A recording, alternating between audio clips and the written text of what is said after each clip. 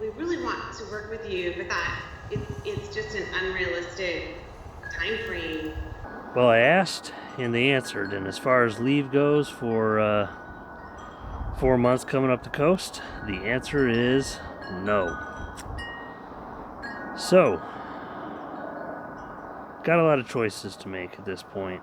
Guess one of the big things is whether or not it's even economically feasible for me to try to bring the boat up here. Right now I'm short about $20,000 to $25,000 for what my cruising kitty needed to be before I could take off, so that's an issue. And I guess on the worst side of it is with the time that they will allot me, which is only 2 months, and I have to split it up. I'd have to buy 2 plane tickets round trip, and I would only be able to get the boat up to Southern California, refit it, fly back for a month, which I guess I'd probably have to put it back in the Ensenada, or it'd cost me an arm and a leg to moor it in Southern California. Then I'd have to go back down and sail it up to Washington, because that's about all the further I'd be able to get as far as before the weather starts breaking in mid-September. So that means I would have to rent an apartment for the winter here, and any 6-month lease right now, you're looking at about $1,500 to $1,700 a month plus utilities, so $200 in utilities. So there's that. The moorage in Washington would be higher than what Queen of Hearts was, and Queen of Hearts was $500 a month, so my guess is probably another $700 to $800 a month there. Economically speaking, I don't really know if it's going to be feasible for me to even bring the boat up here, because I'm really not going to save any money. But on the other hand, I am at least a year from being able to sail, so I guess I'm going to have some decisions to make. So I think at this point I probably need a walk. I don't know why, but going for a walk always seems to clear my head.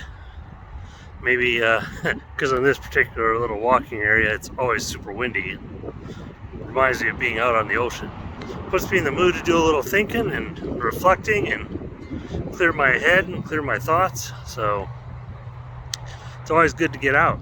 I just hope the sun stays and doesn't go away, because it's known to do that in rain too.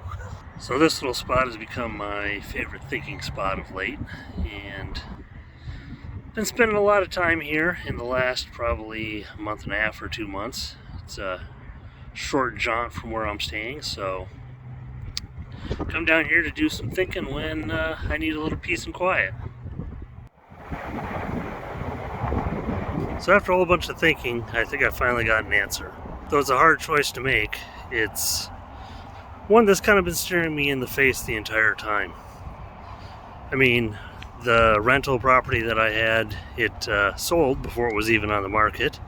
And the boat, well, Queen of Hearts, she sold before she was on the market, and I didn't even have to make any repairs. So, like I said, the answer's been really staring me in the face the entire time. But I also figured out why it's so hard to make those choices. Why it's so hard for me to step away from kind of the norm. And I think this is probably something everybody has to deal with when they're trying to make a tough decision in life. It's hard to, and it's not because of the uncertain future or what if you fail or all the things that you always hear. I think there's a reality. The reason we don't choose to follow our dreams is because we make that choice every day in life.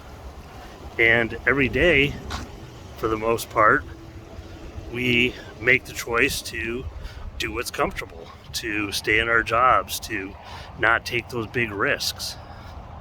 Well, today I'm going to take that risk.